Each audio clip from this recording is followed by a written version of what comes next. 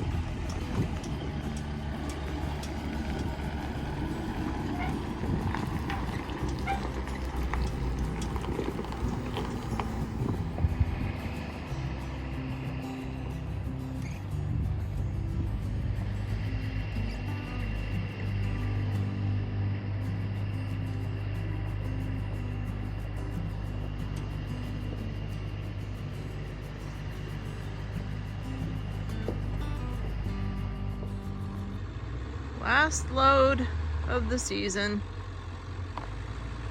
on this trailer.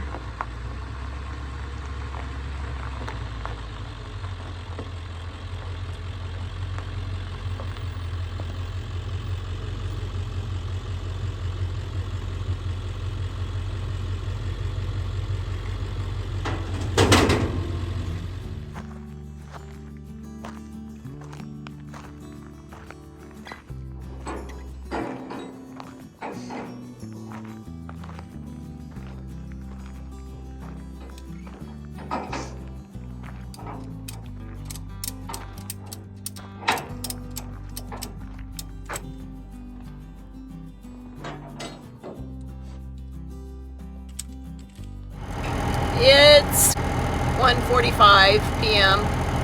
and we are both loaded and ready to head south with our loads, and just thought I would quickly give you an update as far as what we've done in this last few days since we've been off of the combine. Jim's done a lot of maintenance work on the trucks, and I've just kind of been hanging out at the trailer house. And we've got quite the heat wave going on. So this morning, Jim just told me that at 9 o'clock this morning that we were taking the first load home, because I think he's a little concerned about Frank and the possibility of heating up. I wasn't mentally prepared, and I had stuff strung out all over. Yeah, copy. Yep. You ready? Yeah, I guess. So that's kind of where we've been for the last week. We left you off with a video with crumbacks, and we didn't get to help them get finished because of the green wheat that they were up against. Am I leading or you? I'll go first. Okay. So we didn't get to help crumbacks with the rest of their fields because it was green, so we came back to Jordan and did what we needed to do, and then they had issues with combines, and they ended up not getting out of here until I think about 3 days ago they left, but they're home with their first load, so we're right behind them. So here we go. First 900 miles on the horizon.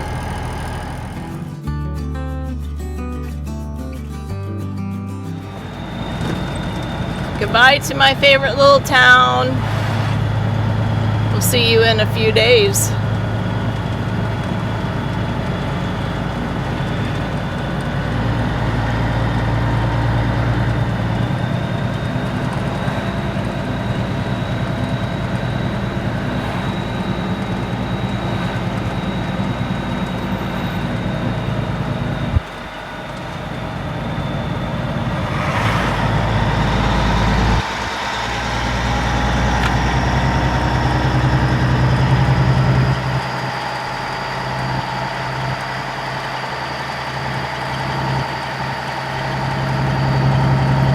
Grasshoppers just about have all the leaves eaten off of those lilac bushes.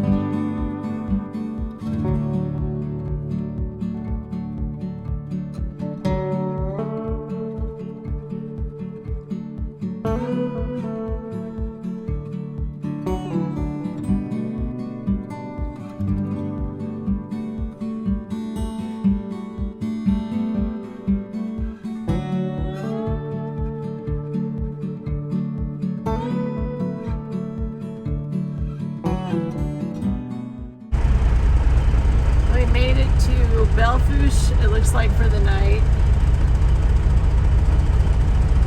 And we'll be spending the night in Hotel Pete.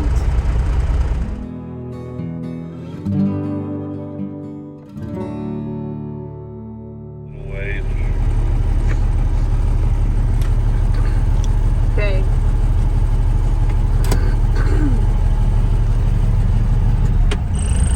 Day number 2, headed east from Belle Fourche.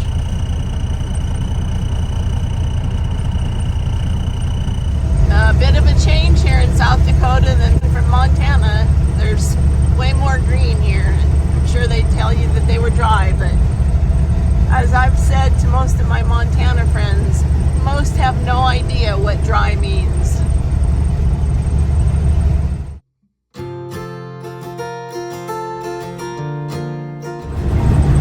There's the first corn I've seen in a very long time. It looks rough because I think this area must have had some pretty large hail here about the first or middle part of June. That's Bear Butte on the horizon. We've driven by this place quite a few times, and I've always thought how magnificent that looks, just sitting out there in the middle of nowhere. It's right outside of Sturgis.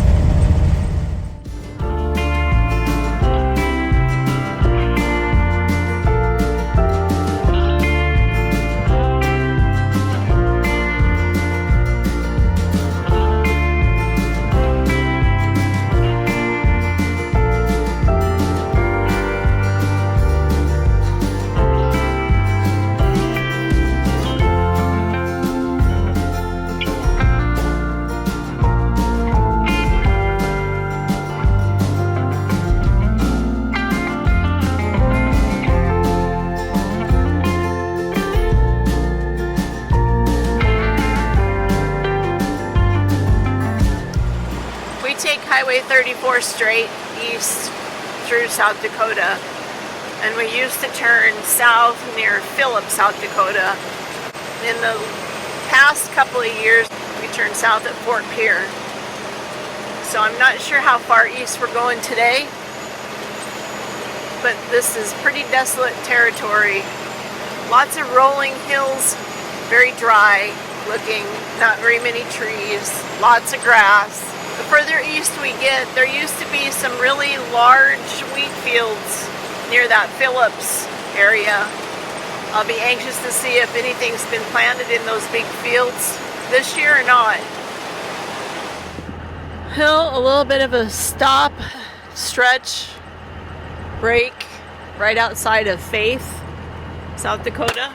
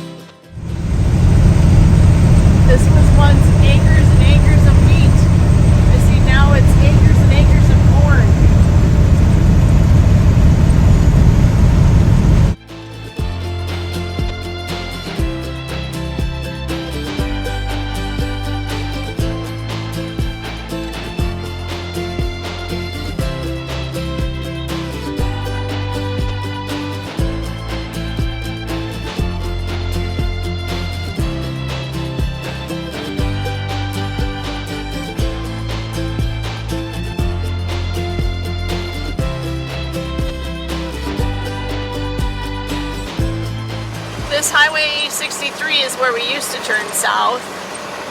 And I remember one particular year that we were headed home. Callie was the only one that was with us. And typically when we would turn right here, we would stop just for a break. And sometimes we'd even spent the night over here in this area right there. But anyway, so we would turn right there this particular night. But it was just turning dark on us. We just turned our headlights on and decided to take a quick stop because there was a wide enough shoulder just for a break.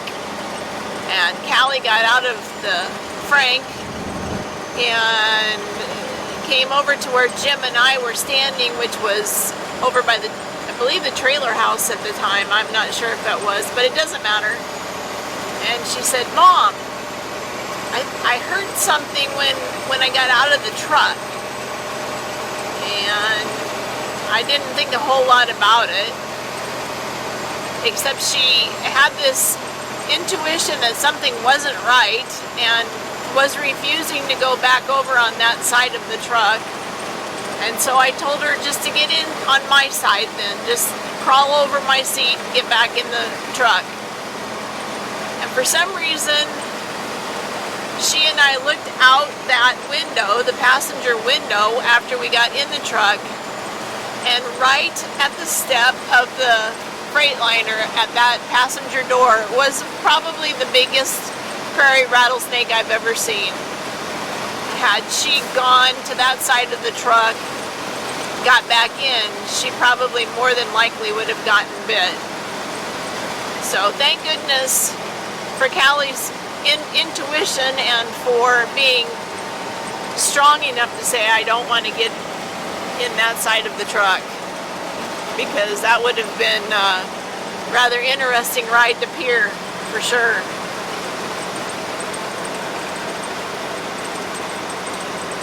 And I cannot believe it was directly below the truck door.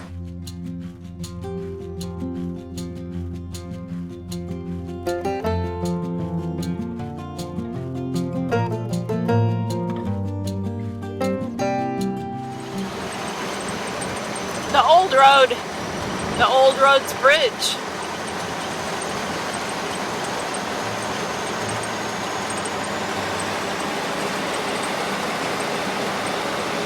That's the old road as well.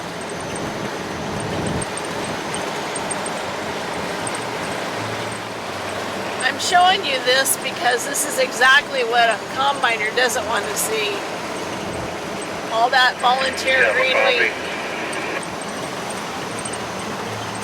Yep.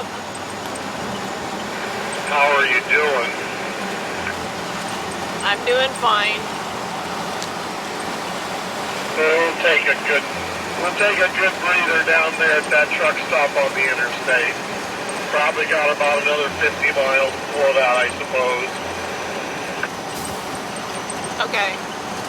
Anyways, as I was saying, I was showing you that field of wheat that had been cut with the green growing, and that's exactly what a combiner doesn't want to see. But who knows, maybe it happens more often than not. That one doesn't have much green growing except for weeds.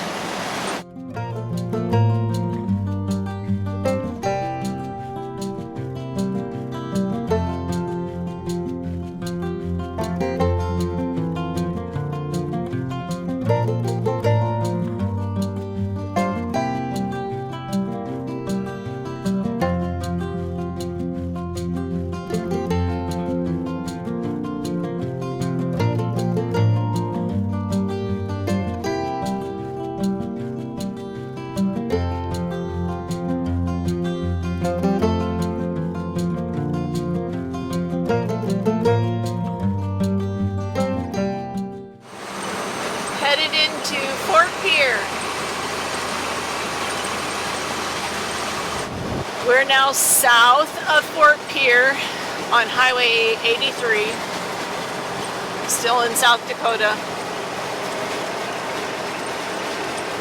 And there's a truck stop ahead of us. I'm just not sure how many miles ahead of us that we're going to stop. stretch, and I'm gonna guess get something to eat. It's well after 2 p.m. I don't know what time it'll be when we get there, but I think we're both ready for a break. 2:30 we pulled into the Coffee Cup truck stop outside of Vivian, South Dakota. Got something to eat. Now we're fueling up before we keep going.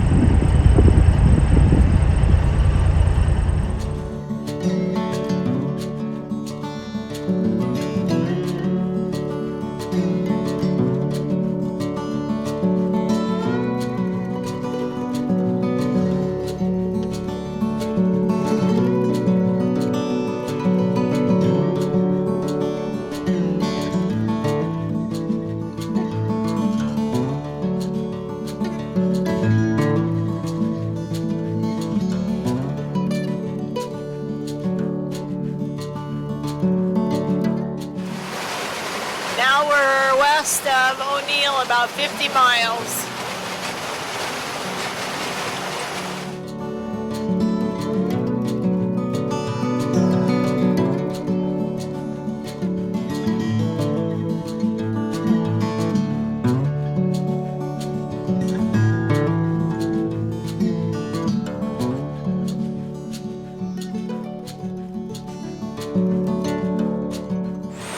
O'Neill.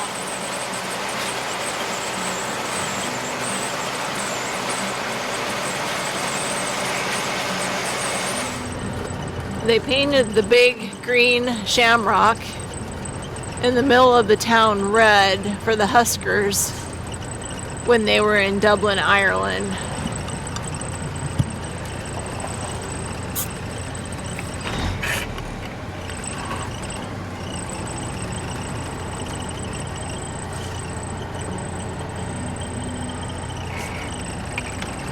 Well, this is the best place for us to park for the night.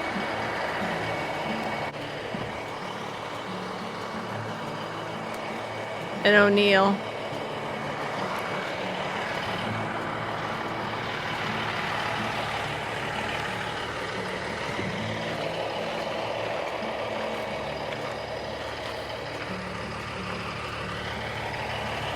It's kind of just a well-known spot that we know we can pull in and out of.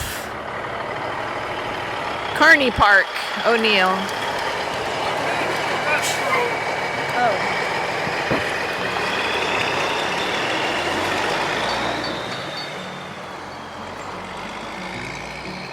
I didn't know what he was doing.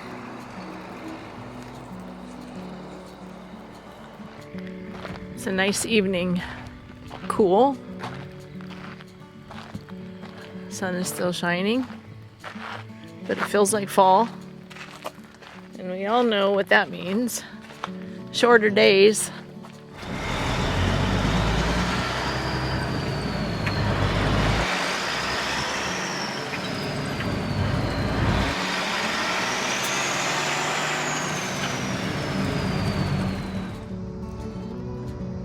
O'Neill train depot. Looks like a little bit better shape than the one that we saw in Lyons, Kansas.